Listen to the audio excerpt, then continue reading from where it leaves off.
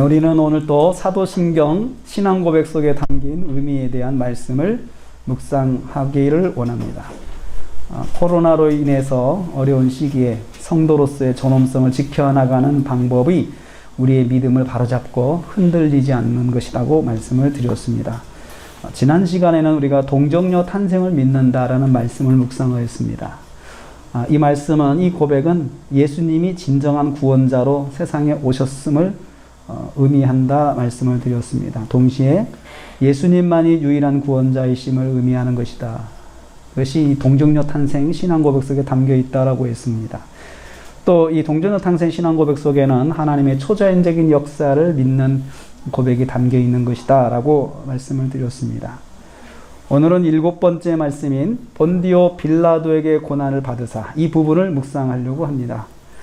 빌라도를 통해서 고난받으신 예수님의 사역에 관한 묵상입니다.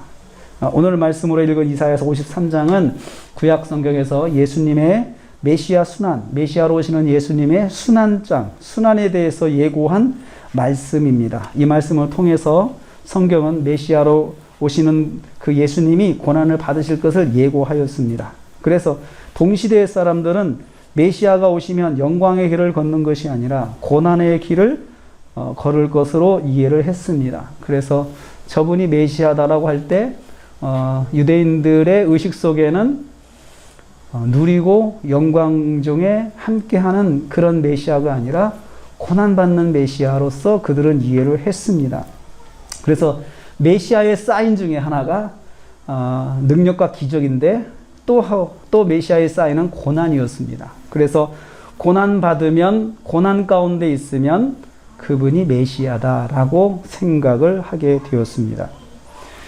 오늘 신앙고백에 나타난 이 예수님의 고난은 두 부분으로 나눠 있습니다. 하나는 단순히 고난 받으셨다라는 점과 또 하나는 본디오 빌라도에게 고난을 받으셨다. 이 두 부분이죠. 그래서 우리의 신앙고백에는 이사야 53장에 담긴 고난을 한 단어로 이렇게 표현했어요. 고난을 받으셨다 이렇게 표현했어요. 고난을 받으시고라고 했어요. 이 특이한 점은 가해자가 본디오 빌라도라는 점입니다. 그래서 로마인들의 발음에는 폰티우스 필라투스라고 합니다. 폰티우스 필라투스라고 하는 이 로마의 역사적인 인물, 이 사람이 소피아 성당, 터키에 있는 소피아 성당에 가면은 이 폰티우스 필라투스의 보고서의 서신이 보관이 되어 있어요. 소장되어 있어요. 거기가 이제 터키가 지금은 이슬람권이기 때문에 안타깝죠.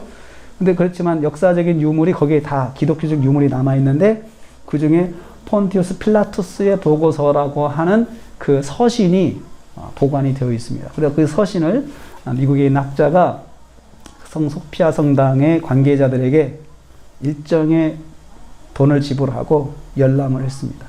열람을 해서 그 번역을 한 것이 인터넷에 나와 있습니다. 폰티우스 필라투스에게 예수님께서 고난을 받으셨다. 이 부분을 강조하고 있는 것은 우리가 나중에 또 묵상을 하려고 합니다. 예수님은 고난을 받으셨습니다. 우리는 신앙생활하면서 고난받으신 예수님에 대한 묵상을 정기적으로 하게 됩니다. 적어도 1년에 한 번 정도는 사순절 기간 동안에 예수님의 십자가 고난을 묵상하게 돼요. 그런데요, 여러분, 저는 이런 생각을 하게 됐어요. 예수님께서 고난받으시는 이 모습이 굉장히 좀 신앙생활 하는 사람으로서 당황스러울 때가 많아요. 당황스러울 때가 많아요. 예수님이 메시아로서 권능이 있으시잖아요. 신적인 권능이 있으시잖아요.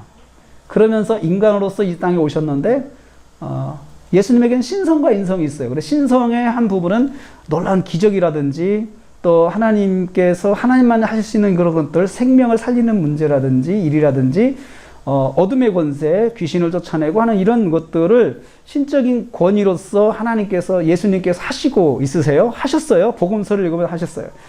그런데 메시아로서 메시아로서 예수님에게 쉽게 가실 수 있는 방법이 있어요. 저는 아무리 생각해봐도 있어요. 뭐냐면 당시 고위층하고 친분 관계를 잘 누리는 거죠. 종교적 지도자인 대제사장하고 아주 친분하면 돼요. 친근하면 종교적으로 덕대받지 않아요. 본디오 빌라도 총독하고 친분관계 유지하면 돼요. 헤로당하고 친분관계 유지하면 돼요. 그런 예수님께서 굳이 고난을 받으시지 않아도 됩니다. 재판장에 서지 않으셔도 됩니다. 그런데 예수님께서는 그런 그 친분관계를 유지하지 않으셨어요. 우리가 친분관계 유지하는 방법이 여러 가지가 있습니다.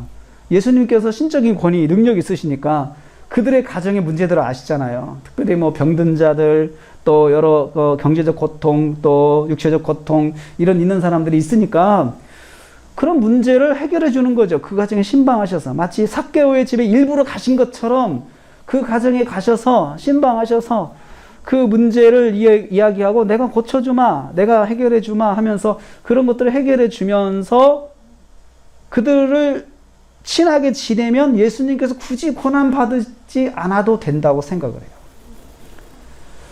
우리도 그렇잖아요. 어떤 친분관계가 어떤 내 골치 아픈 민원을 해결하는데 아주 중요한 역할을 하잖아요. 특별히 외국이나 이런 데서 살 때 뭐 외국의 그런 고위 관료라든지 알면 좋죠. 하다못해 이 구청에 있는 관계자만 알아도 사실 문제는 쉽게 해결하고 갈 수 있는 길이 많아요. 근데 예수님께서 그 방법 쓰시지 않으셨어요. 그리고 예수님께서 고난받으시는 모습을 가만히 보면 너무나도 답답할 정도로 예수님께서 고난을 다 온몸으로 받아들이고 계세요. 왜 그랬을까요? 왜 그러셨을까요? 왜 쉬운 길을 선택하지 않고 예수님께서는 그렇게 고난을 받으시면서 자신의 메시아 사역을 감당하셨을까요? 저는 그러한 부분들이 말씀을, 고난을 묵상할 때마다 자꾸 질문이 생겨요. 왜 쉬운 길을 안 가셨을까? 성경은 예수님께서 고난을 받으셨다고 아주 명확하게 이야기를 해요. 쉬운 길이 있지만 그 쉬운 길을 선택하지 않으시고 예수님께서 그들에게 오히려 적대감, 그들이 결국은 그들의 권력과 힘에 의해서 예수님을 죄인이라고 뒤집어 씌웠잖아요. 그런 힘 있는 사람들. 그런 힘 있는 사람들과 관계만 좋았다면 예수님은 고난받지 않으셨을 거예요. 우리는 예수님께서 고난 받으셨음을 믿는다 고백을 해요. 예수님 고난을 받으셨다. 그러면 어떤 고난입니까?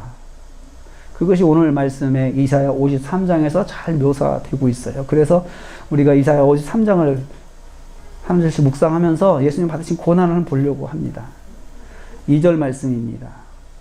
그는 주 앞에서 자라나기를 연한 순 같고 마른 땅에서 나온 뿌리 같아서 고운 모양도 없고 풍채도 없은즉 우리가 보기에 흠모할 만한 아름다운 것이 없도다. 이 모습은 체포되셔서 빌라도의 법정에 서신 예수님의 모습을 묘사하는 것이에요. 고운 모양도 없고 풍채도 없다. 풍채도 없다. 호감을 가질 만한 모습이 하나도 없다는 거죠. 더 이상 말이 필요 없어요. 예수님의 그 비참함에 대해서. 예수님께서는 물론 내면적으로 당당하시고 흔들림이 없으셨습니다. 그렇지만 외형의 모습은 너무나도 불쌍한 모습이었습니다. 우리가 보기에 흠모할 만한 아름다운 것이 없도다. 사람들에게 아무런 호감을 받을 수 있는 그런 상태로, 받을 수 없는 상태로 법정에 서신 것을 볼 수가 있어요. 이런 성경을 묵상하는 성도에게는 참 당황스럽습니다. 내면적으로 강하신 예수님의 모습이 외면에 묻어나야 되는데 그렇지도 않았어요. 초라하고 나약한 인간으로 고난을 받으셨어요. 초라하고 나약한 인간으로. 어떻게 보면 여러분, 우리 신앙생활이 보면 내가 예수님 믿으니까, 하나님 믿으니까, 전능하신 하나님 믿으니까 뭔가 내가 세상에 당당할 수 있는 뭔가 위치를 가지고 당당한 뭔가의 어떤 권력을 가지고 예수님께 주신 어떤 힘을 가지고 내가 세상 앞에 뭔가 꿀리지 않게 딱 보여주는 게 신앙생활이다라고 생각하잖아요. 그렇죠? 이게 번영신학이에요. 이게 소위 번영신학이라고 하는 것이 그런 거예요. 하나님이 전능하신 하나님이 나와 함께 하시는 내가 꿀릴 게 뭐가 있냐? 난 당당하다. 돈도 잘 벌어야 되고 뭐도 다 출세해야 되고 부자가 돼야 되고 문제가 없어야 되고 병도 안 걸려야 되고 이것이 그렇게 막 그것도 주장하는 사람들이 있어요. 이걸 번영신학이라고 하죠. 그런데 여러분, 예수님 보세요.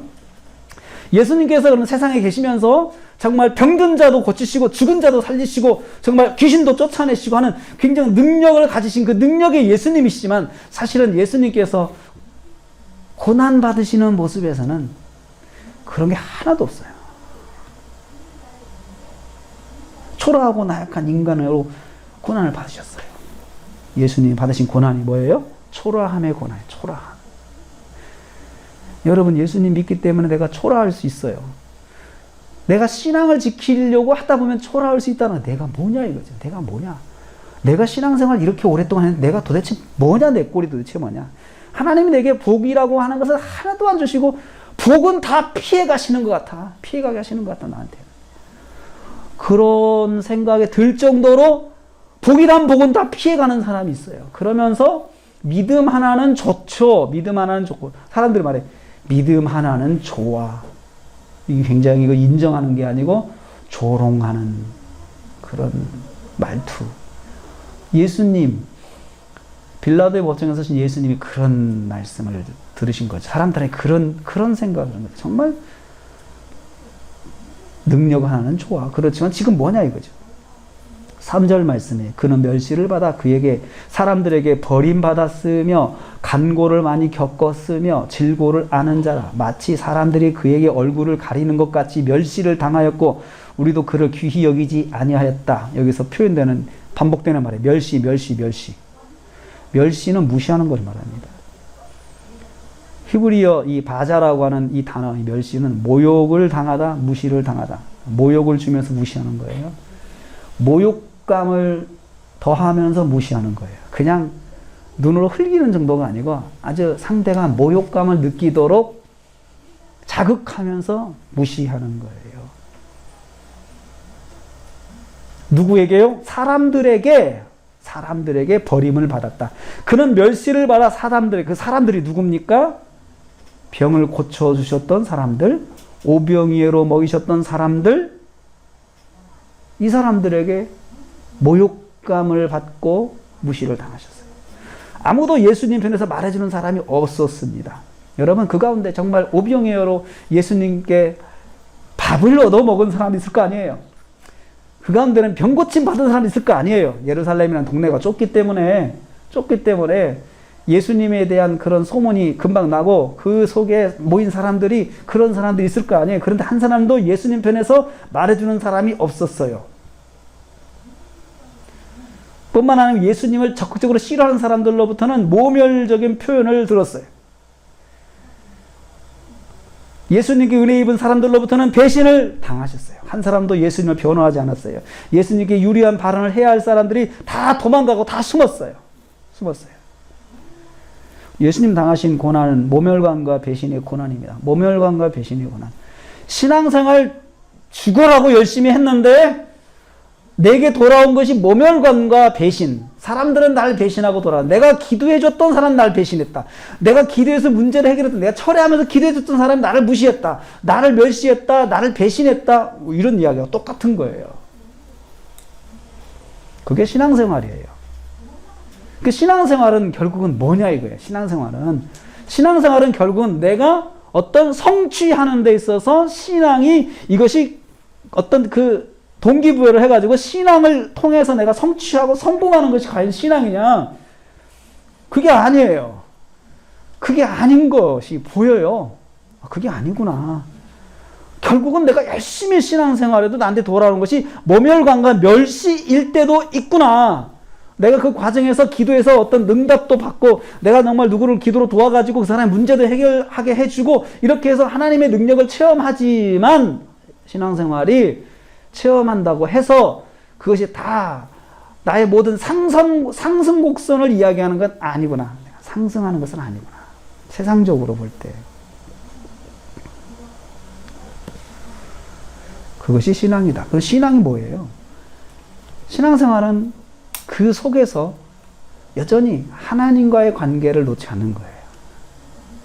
정말 그 사람이 하나님 믿냐 안 믿냐? 하나님 믿는 사람이냐 아니냐? 이것이 그런 상황 속에서도 드러나는 거죠. 예수님께서 그 모멸감과 그런 배신의 그 상황 속에서도 꼭 굳건히 붙잡은 게 있어요. 아버지의 뜻, 아버지의 계획, 아버지의 말씀, 이걸 붙잡았어요. 우리는 그런 소리가 들리죠. 그럴 바에는 신앙생활 하지 마라. 네가 20년, 30년 동안 하나님 앞에 그렇게 순종하고 살았는데 너에게 남은 것이 뭐냐? 신앙은 아무 의미가 없다. 아무 의미가 없다. 여러분, 이것은 세상적인 가치관하고 똑같은 거예요. 똑같은 거예요. 어떤 조직에 충성하면 그 조직에서는 거기에 대한 보상을 당연히 해주는 거예요. 그런데 내가 이렇게 충성을 했는데 그 조직에서 나에게 해주는 보상이 아무것도 없다. 그러면 사람들은 실망하죠. 내가 그동안 헛살았구나 생각하잖아요. 그런데 믿음 생활은 그것이 아니라는 거예요. 도대체 하나님 주신 보상이 뭐냐요? 보상이 뭐냐? 나에게 영생 이상 보상이 없어요. 영생 이상의 큰 것이 없단 말이죠. 영생에 들어가지 않으면 느낄 수 없는 그 보상이요. 4절 말씀 봅니다. 그는 실로 우리의 질고를 지고 우리의 슬픔을 당하였거늘 우리는 생각하기로 그는 징벌을 받아 하나님께 맞으며 고난을 당한다. 여기 뒤에 우리가 생각하기를 사람들이 생각했어요. 그는 징벌을 받고 있어 하나님께 맞으며 고난을 당한다 라고 생각을 한다는 거죠. 이건 무슨 표현이냐? 정죄하는 거죠. 우리가 생각하기를 그는 하나님께 징벌을 받고 있고 하나님께 맞으며 하나님께 고난을 당한다고 생각했어요. 예수님이 그런 고난을 당하는 것은 하나님께 무슨 이유가 있으니까 죄값으로 심판을 받는 것이다. 하나님께 맞을 짓을 했기 때문에 심판을 받는 것이다. 사람들이 합리화하는 것이에요. 저 봐라. 저 사람이 뭔가 있으니까, 하나님이 살아계신다면 저 뭔가 있으니까 저 사람이 저렇게 고난을 당하는 거야. 저 사람이 저렇게 죄값을 받는 거 아니냐라고 사람들이 생각하죠. 합리화하는 것이죠. 하나님께 맞을 짓을 했기 때문에 심판받는 것이다. 이렇게 생각하는 거죠. 참 가슴 아픈 일이 그런 거예요. 누가 고난을 당할 때 사람들이 그렇게 생각하죠. 저 사람이 뭔가 죄가 있을 거야. 저 사람 우리는 알지 못하는 죄가 있으니까 저렇게 벌 받는 거야. 라고 생각하잖아요. 그거 똑같은 거예요. 예수님이 그런 말을 들었다는 거죠. 우리를 정죄라고 해요. 우리가 신앙생활하면서 함부로 하지 말아야 할 거, 절대 하면 안 되는 게 정죄예요. 누가 어려움 당하고 있어요. 그러면 사람들이 생각할 때 뭔가 죄가 있지 너 죄가 있지. 죄가 있으니까 그런 거야. 빨리 회개해. 이렇게 하면서 와서 그냥 대놓고 이야기하는 사람이 있어요. 뭔가 자기가 선지자적 그런 생각을 갖고 있다 생각하고 선지자적 소명이다 생각하고 그런 사람이 있어요. 참 대단해요.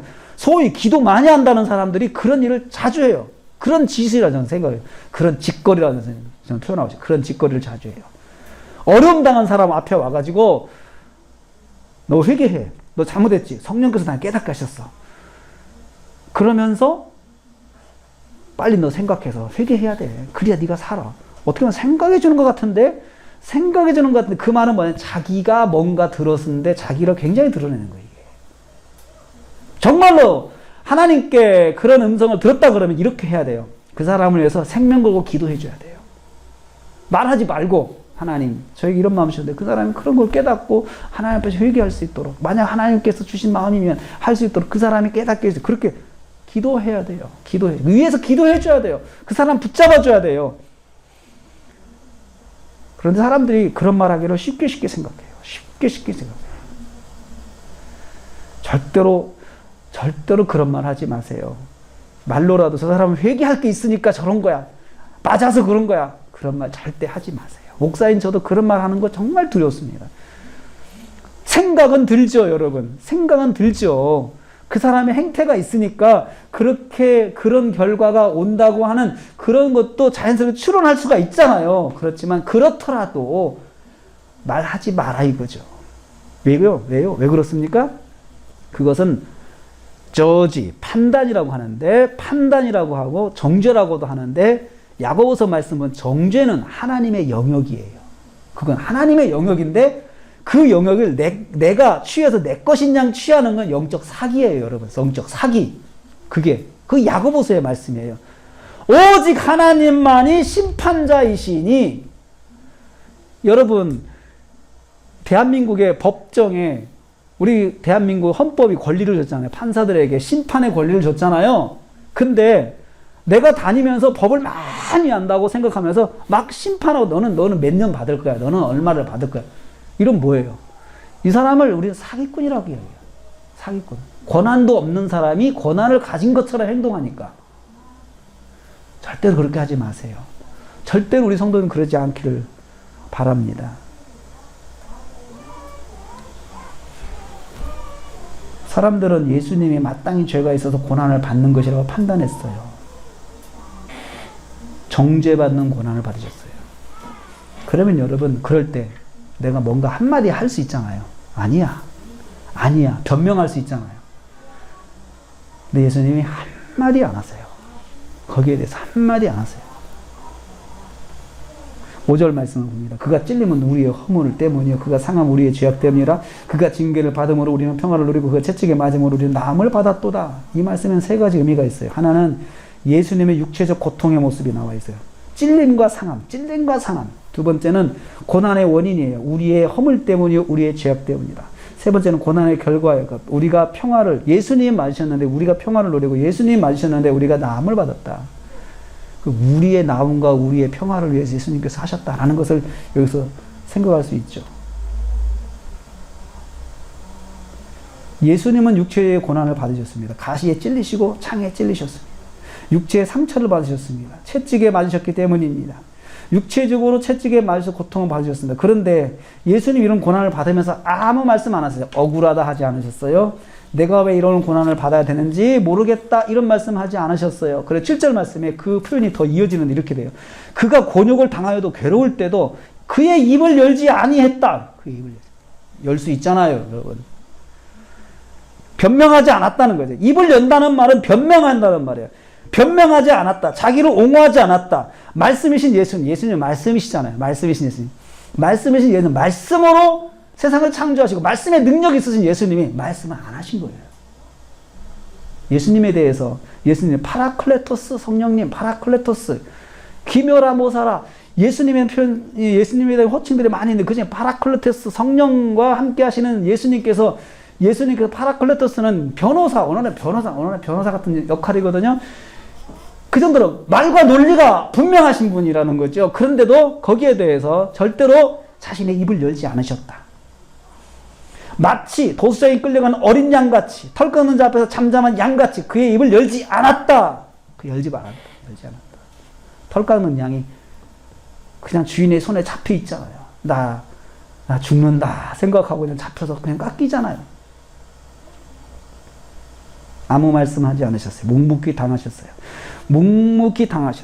그래서 8절 말씀이 그 상황을 다시 또 표현하는데 그는 곤욕과 신문을 당하고 끌려갔지만 끌려갔다. 수동태로 끌려갔어요. 사람들에게 끌려다니면서 곤욕을 당하고 신문을 당했어요.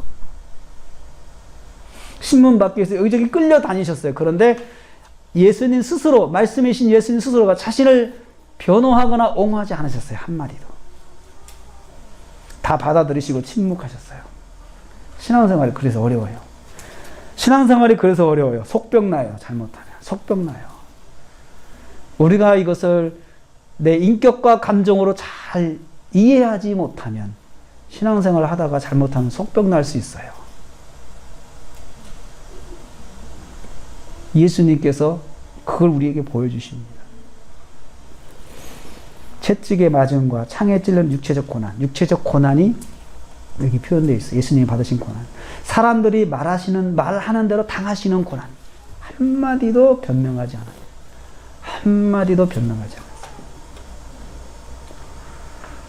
이런 고난을 그러면 왜 당하셨을까요? 예수님께서. 왜 당하셨을까? 6절에 나와 있어요. 6절에.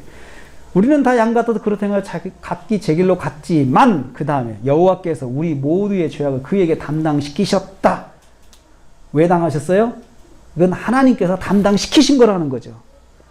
예수님을 주어라고 예수님께서 하나님께서 하신 것에 순종하셨다는 거죠. 뭐예요? 우리의 죄를 짊어져라.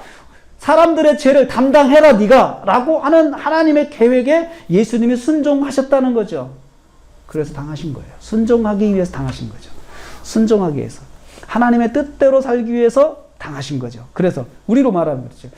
내가 정말 믿음으로 살면서 억울한 일을 당하고 믿음 때문에 사람들이 나를 정말 고통스럽게 하고 그래도 내가 그 가운데 왜 있어야 하느냐? 왜 있어야 하느냐? 그 속에 하나님의 뜻이 있다고 생각하면 가만히 있는 거죠. 여호와 하나님께서 우리 모두의 죄악을 예수님께 담당하게 하셨기 때문입니다. 예수님이 인류의 죄악을 짊어지도록 하셨기 때문에 이거 하나님의 성부 하나님의 구원 계획 때문에 예수님께서 다 당하셨어요. 아버지의 구원 계획에 내가 순종해야지. 이거요. 이거 하나예요. 성자 예수님이 인간의 죄값을 짊어지고 고난당하는 것을 아버지 하나님께서 맡기셨기 때문에 네가 좀 맡아라 라고 했기 때문에 예수님께서 순종해서 그렇게 하신 것입니다. 순종하기 위해서. 우리의 죄값을 지고 대신 고난 당하도록 죽임 당하도록 하나님께서 맡기셨기 때문에 그렇게 하셨다는 거죠. 순종하셨다는 거죠. 그래서 5절로 다시 돌아가는 것은 그가 찔린 우리의 허물 때문이요 그가 상한 우리의 죄악 때문이다. 우리의 죄악 때문에 우리의 허물 때문에 그가 그렇게 당하시고 고난 당하셨어요. 그러면 여러분 왜 꼭 고난이 필요할까요? 고난이 고대 사회로부터 옛날부터 지금까지 공통적인 게 있어요. 죄인한테는 수치와 모멸을 일단은 줘요. 죄인한테는 수치와 모멸을 주는 거죠. 그래서 그 사람을 굉장히 고통스럽게 해요. 그리고 나서 형벌을 내려요. 형벌은 맨 마지막이에요. 그게 죄인이 죄인으로서 취급받는 과정이에요. 그냥 딱 잡아서 감옥에 넣었다가 그냥 목 딱 치면 끝나잖아요. 그러면은 사실은 깨끗해요. 그런데 그렇게 하지 않아요. 죄인한테는 고난이라고 하는 형벌이 또 따라가요. 그래서 검찰청에 소환되잖아요. 수치와 모멸을 당합니다. 수치와 모든 우리 언론이 다 막 공개해가지고 다 보여주고 그리고 인터뷰 막 마이크 들이대고 기자들은 진짜 할 질문 안 할 질문 다 하면서 그냥 하면 그게 다 전국에 드러나잖아요. 그래서 그 사람의 얼굴이 드러나면서 모멸감이. 그래서 최근에는 사람들의 얼굴을 드러내지 않느냐 그 마음을 그거가 법이 충돌하잖아요. 서로 경쟁하잖아요. 서로 충돌해요. 인권단체는 죄인도 인권이 있다 하면 안 된다. 그런데 어떤 사람 아니다. 그 사람 그런 자격이 없다. 이거 서로 싸우잖아요. 모멸감을 주는 거예요. 수치심을 주는 거예요. 내가 죄를 졌구나. 이거 수치심이야. 전 국민이 알게 만드는 거예요. 예수님께서 그 고난을 당하신 거예요. 그리고 십자가에 죽으시면 최종적인 그 형벌이지만 그 전에 이 고난의 형벌이 따라간 것이에요. 우리의 허물 때문에 우리의 죄악 때문에 예수님께서 고난을 당하셨다고 성경에 분명히 말씀하고 있어요. 인류의 죄악 때문에 이런 고난을 당하셨어요. 그럼 우리의 죄악이 뭐예요? 첫째는 허물이라 표현돼요. 허물 때문이다. 허물이라고 하는 히브리어는 페샤인데 페샤는 하나님에 대한 반역을 말하는 거예요. 하나님의 피조물로서 하나님의 말씀에 당연히 순종하며 살아야 될 인류가 하나님을 이탈한 거예요. 페샤라고 해요. 페샤가 죄예요. 하나님을 이탈한 거예요. 불신이 곧 죄악입니다. 하나님을 이탈입니다. 두 번째는 죄악이라고 표현했잖아요. 두 번째 죄악은 히브리어 아본입니다. 아본은 타락이라는 뜻입니다. 이 말은 아본이라는 말은 가인이 동생을 살인하고 고백한 자신의 행위를 말할 때 처음 사용됐어요. 나의 아본이 너무 무거워서 이렇게 표현해요. 나의 아본이. 그러니까 하나님 말씀을 어기고 실제로 행동을 통해서 죄를 범한 그 죄를 아본이라고 이야기하는데 하나님 뜻을 벗어난 행동들을 다 아본이라 했습니다. 하나님을 떠나 우상의 길로 간 가나안 사람들의 행위에 대해서도 창세기 15장 16절에 그들의 아본이라고 해요. 아본. 그들의 아본. 하나님을 떠나서 우상을 섬기고 이런 것들을 다. 근데 페샤와 아본은요. 자범죄예요. 다. 페샤와 아본. 스스로 살면서 자기가 지은 죄가 페샤와 아본이죠. 근데 성경은 우리는 모두 죄인이라고 하잖아요. 모두 죄인이라고 하는데 이것은 한 사람 아담으로 말미암아 죄인의 후손이 된 것을 말합니다. 이것을 원죄라고 하잖아요. 원죄. 이 원죄가 있고 또 우리가 살면서 페샤와 아본의 죄가 있어요. 그래서 한 사람도 죄인이 아닌 사람이 없다. 성경이 명확하게 선포하죠. 로마서장 12절 말씀에 한 사람으로 말미암아 죄가 세상에 들어오고 아담이죠. 원죄. 죄로 말미암아 사망이 들어왔으니 원죄 결과. 모든 사람이 죄를 지었으므로 사망이 모든 사람이 일어났다. 성경이 선포하죠. 모든 사람이 죄를 범하였다. 로마서 3장 23절에 모든 사람이 죄를 범하였음에 하나님의 영광에 이르지 못하더니 성경은 모든 사람이 다 죄인이다. 원죄와 패시와 아버노를 통해서 사람들이 죄를 범하고 산다. 이 죄값을 예수님이 다 당해라. 이렇게 하나님께서 예수님께 부탁하셨고 예수님 그것을 짊어지기 위해 세상에 오셨어요. 그리고 우리를 위해서 고난을 다 당하신 거죠. 우리가 당해야 될 모멸, 우리가 당해야 될 수치, 이것을 예수님께서 다 당하셨다는 거죠. 이런 모든 죄악의 결과는 딱 하나예요. 사망입니다. 죄의 싹은 사망이라. 죄의 싹은 사망이라. 사망의 심판을 받을 인류를 대신해서 예수님께서 고난 당하신 거죠. 예수님께서 십자가에서 결국은 죽으시는데 이것이 죄값에 죽는 거예요. 죄값에. 하나님의 구원의 계획에 예수님께서 순종하셔서 받으신 것이 고난입니다. 인류의 구원을 위한 예수님의 고난을 하나님의 은혜라고 말해요. 우리에게는 은혜죠. 내가 저 자리에 있어야 되는데 대신 누가 있으니 정말 은혜죠. 그런 일은 당해보지 않으면 모르죠. 나 대신 누가 당했다 그러면 그 사람한테 나는 은혜를 입었다고 이야기를 하잖아요.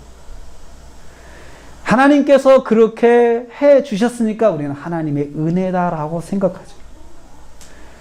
은혜 중에 은혜는, 내가 깨달은 은혜 중에 은혜는, 가장 중요한 은혜는 그 구원의 은혜를 깨닫는 거예요. 아, 내가 예수님의 십자가의 죽으심으로, 대속의 죽으심으로 내가 살았구나 라고 하는 걸 깨닫는 것이 은혜 중에 은혜예요. 예수님의 십자가 고난을 통해서 하나님께서 우리에게 영생의 복을 주셔서, 결국은 왜 그렇게 하셨냐 그죠? 영생의 복을 주시기 위해서 우리에게. 우리는 예수님의 고난을 믿어요. 그래서 우리는 신앙고백 예수님의 고난을 믿습니다. 이렇게 하죠. 예수님의 고난, 우리를 구원하시기 위한 것이면 우리는 믿습니다. 그러면 우리가 예수님을 믿는 사람으로서, 예수님을 따르는 사람으로서 우리도 예수님처럼 산다고 이야기하잖아요. 신앙생활하는 사람 예수님처럼 살아야 된다고 생각하잖아요. 그건 무엇입니까? 우리도 믿음 때문에 당하는 고난을 당해야 된다는 거죠. 당해야 된다면 당해야 되는 거죠. 처음에 말씀드린 것처럼 예수님께서 쉬운 길을 가지 않으셨어요. 고위층들 집에 가서 병 고쳐주고 고위층들의 문제를 해결해주고 하늘의 권세로 다 교통정리해주면 고위층들하고 얼마나 친할 수 있습니까? 정말 친하죠. 실제로 그렇습니다. 어떤 문제 해결해주면 그 사람들은 다 내놔요. 다 저 사람한테 맡기는 거죠. 특별히 목숨의 빚이 있다. 암에 걸렸어요. 기도해서 낫게 했어요. 그러면요, 모든 것이 그 사람하고는 오픈이 됩니다.